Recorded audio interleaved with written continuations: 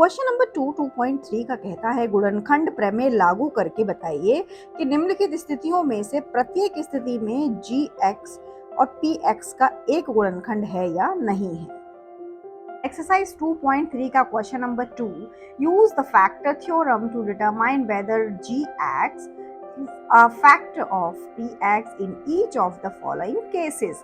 3 हमारे केसेस हैं, उनमें हमें डिटरमाइन करें। केसेस कौन कौन से हैं? Number 1, number 2 and number 3। Question number 2 के in order to prove this px हमारा एक पॉलिनोमियल है और gx हमारा एक फैक्टर है। तो हमें ये प्रूव करना है इस क्वेश्चन में कि जो gx है क्या वो पॉलिनोमियल जो px है इसका एक फैक्टर है या नहीं। तो सिंपल जो gx एक हमारा फैक्टर है उसको एज ए शून्य हम ले लेंगे, जैसे हम क्वेश्चन नंबर 1 में लेते हुए आए हैं। सिंपली हम क्या कर देंगे यहाँ पर कि जो हमारा gx है x plus 1 is equals to 0 रख लेंगे और x is equals to minus का 1। तो जो हमारा इसमें gx दे रखा है वो हमारा एक फैक्टर है।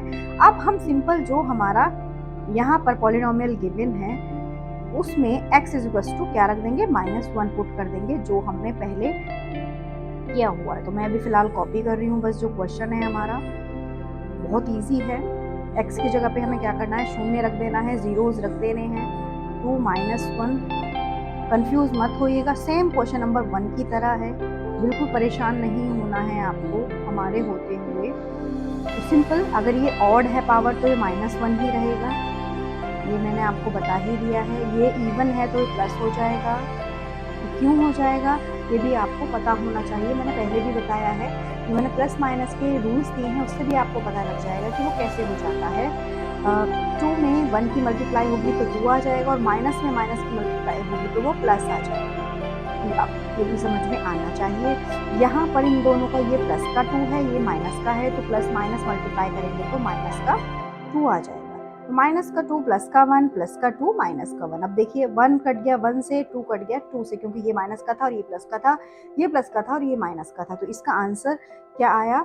0। और जब ये 0 आ जाए, जब कोई फैक्टर हम अप्लाई करते हैं और वो 0 आ जाए, इट विल सेंस वो उसका गुणनखंड है। बहुत इजी सा कॉन्सेप्ट है। तो सिंपली हम क्या लिख सकते हैं? इंग्लिश वाले स्टूडेंट लिख सकते हैं gx जो हमारा फैक्टर था is a factor of px। Simple English वाले ही लिख सकते हैं और हिंदी वाले क्या लिख सकते हैं? इसलिए gx एक गुणनखंड है, एक गुणनखंड है px का। सिंपल। या फिर लिख सकते हैं कि gx px का एक गुणनखंड है, ये भी लिख सकते हैं। ठीक है, अब आगे नेक्स्ट वर्ड देखते हैं। तो सेकंड क्वेश्चन है क्वेश्चन नंबर 2 का, इसका सॉल्यूशन हम निकालेंगे। ये हमारा फैक्टर है और ये हमारा पॉलिनोमियल है। तो जो हमारा फैक्टर है उसमें से हम एक शून्य निकाल लेंगे और 0 निकालने के लिए हमें क्या करना पड़ेगा? x plus 2 is equals to 0 रखना पड़ेगा। So x is equals to minus का 2। ये 2 इधर चला जाएगा तो उसका साइन चेंज हो जाएगा, वो क्या हो जाएगा? माइनस का 2। तो सिंपली अब हम ये वैल्यू इसमें हम पुट कर देंगे। सो p -2 इज इक्वल्स टू -2 की पावर 3 प्लस 3 -2 की पावर 2 प्लस 3 -2 प्लस 1। इतनी तो बात समझ में आती है। इसको मैं यहाँ से लाइन ड्रॉ कर देती हूँ, इसको साइड कर देती हूँ। अब सिंपली हम इसे सिंप्लीफाई करेंगे। सबसे पहले मैं आपको थोड़ा सा बता देती हूँ कि अगर हम -2 की पावर अगर हम 3 लिखते हैं, इसका मतलब क्या होता है? -2 मल्टीप्लाई -2 मल्टीप्लाई -2। इसका सेंस क्या होता है? इसका सेंस सिंपल सा ये हो जाता है कि 3 बार इसका हमने क्या किया? मल्टीप्लाई कर दिया। ठीक है, मैं आपको थोड़ा साइड करके दिखा देती हूँ। इसका मल्टीप्लाई कर दिया। अब 2 का मल्टीप्लाई 2 से किया आपने तो 4 आ गया, और माइनस का मल्टीप्लाई माइनस किया तो प्लस आ गया। फिर इसका मल्टीप्लाई किससे किया आपने? -2 से किया। 4 2 जा 8 एंड माइनस और प्लस मिला के क्या आया? प्लस आया। सिंपल। आपको बात समझ में आ गई होगी। स्क्वायर करेंगे तो हमारा प्लस आ जाएगा और क्यूब करेंगे यानी कि पावर 3 करेंगे तो माइनस आएगा। तो सिंपली इसका आंसर क्या आया? माइनस का 8 प्लस 3। अब 2 की पावर 2 है तो 4 आ जाएगा सिंपल, और प्लस का आ जाएगा। एंड 3 2 जा 6, और ये हम ब्रैकेट ओपन कर देंगे तो 6 आ जाएगा, क्योंकि प्लस माइनस ऑलवेज माइनस होता है। अब एक बार हमारा ब्रैकेट और बचा है, इसे खोल लेना। 3 4 जा 12 -6 प्लस का 1। सिंपली हमारा आंसर ये आया है। अब देखिए ये माइनस का है, ये माइनस का है और ये किसका है, प्लस का है। सबसे पहले हम प्लस की वैल्यू इकट्ठा कर लेते हैं और फिर माइनस की वैल्यू इकट्ठा कर लेते हैं। तो प्लस की वैल्यू हमारी 13 आई और ये वैल्यू हमारी 14 आई। तो माइनस का 14 आ गया है और प्लस का 13 आ गया है। तो 14 की वैल्यू ज़्यादा है तो इसीलिए माइनस का 1। हमारा आंसर क्या आया, माइनस का 1। और ये नॉट इज इक्वल टू 0 है, जो माइनस का 1 है नॉट इज इक्वल टू 0 है। इसीलिए क्या होगा कि gx जो होगा हमारा px का गुणनखंड नहीं होगा। गुणनखंड नहीं है। सेम आप इंग्लिश वाले भी लिख सकते हैं, gx is not a factor of px, as simple as। Hindi वाले भी और इंग्लिश वाले भी आप दोनों लोग इस तरह से लिख सकते हैं और यहाँ पर लिख सकते हैं। इसलिए एक लिखने का तरीका है और ये आप जरूर लिखिएगा, तभी आपको अच्छे नंबर मिलेंगे।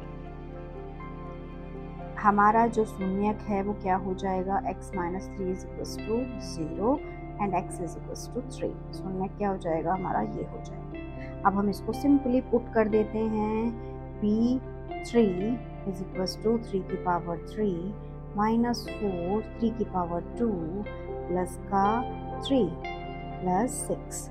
ये हमारा सिंपल हो जाएगा। अब 3 की पावर 3 आपको निकालना है तो क्या होगा, या साइड में आपको निकाल के बता देती हूँ। 3 की पावर 3 ऑलवेज, वैसे ये आपको याद होना चाहिए स्टूडेंट्स, आपको याद करना बहुत ज़रूरी है। क्यूब्स हमारे क्या होते हैं, मिनिमम 10 to 20 तक क्यूब्स तो आपको याद होनी ही चाहिए। 3 3 जा, आप बताइए, 3 3 जा 9 एंड 9 3 जा 27। आंसर क्या आएगा आपका, 27 आएगा। तो सिंपल यहाँ पे क्या हो जाएगा, 27 माइनस का 4 एंड 3 3 जा 9 प्लस 3 एंड प्लस 6। तो आंसर क्या आ जाएगा, 27। 9 4 जा, जल्दी बताइए, 9 1 जा 9, 9 2 जा 18, 9 3 जा 27 एंड 9 4 जा, गो फास्ट, जल्दी बताइए, 36 एंड प्लस का 3 एंड प्लस का 6। Very simple. तो अब यहाँ पे आप देखिए, क्या ये प्लस का ही आएगा या फिर ये माइनस का आएगा, जल्दी से चेक करिए। क्या ये माइनस का 6 था या प्लस का 6 था, तो प्लस का 6 था, तो ये माइनस तो पॉसिबल ही नहीं है। तो अल्टीमेटली अब यहाँ पे 27 हुआ और ये दोनों प्लस कर देंगे तो प्लस 9 भी हो जाएगा और माइनस का 36 भी हो जाएगा। तो अब इन दोनों को हम प्लस करेंगे, 7 और 9 को प्लस किया तो हमने 36 आ जाएगा और दिस इज ऑल्सो अ 36। अब अगर मैं इस एंगल से देखूं, अगर इस तरीके से मैं देखूं, 3 3 जा 9, 9 4 जा 36, 3 3 जा 3 की पावर 3 करेंगे तो 27, 3 और 6 मिला के दोनों 9 हो जाएंगे। अगर मैं इस एंगल से देखूं तो ये इसका 0 होता है। जल्दी देखिए कि क्या ये इसका 0 होता है, क्या ये इसका 0 है, चेक करिए आप, थोड़ा सा इसमें दिमाग लगाइए कि क्या ये इसमें 0 होगा या नहीं होगा। तो बिल्कुल सही है कि ये इसका 0 होगा। तो इसीलिए ये गुणनखंड है, तो हम क्या लिख सकते हैं, px is a factor of gx is a factor of px। और हिंदी में भी लिख सकते हैं कि gx px का गुणनखंड है। चलिए मैं लिख के दे देती हूँ, gx फिर आगे px का गुणनखंड है। सो फ्रेंड्स, आपको क्वेश्चन नंबर 2 समझ में आया नहीं आ रहा, हमें कमेंट करके ज़रूर बताएं और हमारा सपोर्ट करें। आगे सभी बच्चों को बताएं, सभी बच्चों की हेल्प के लिए बताएं, और समझ में आता है नहीं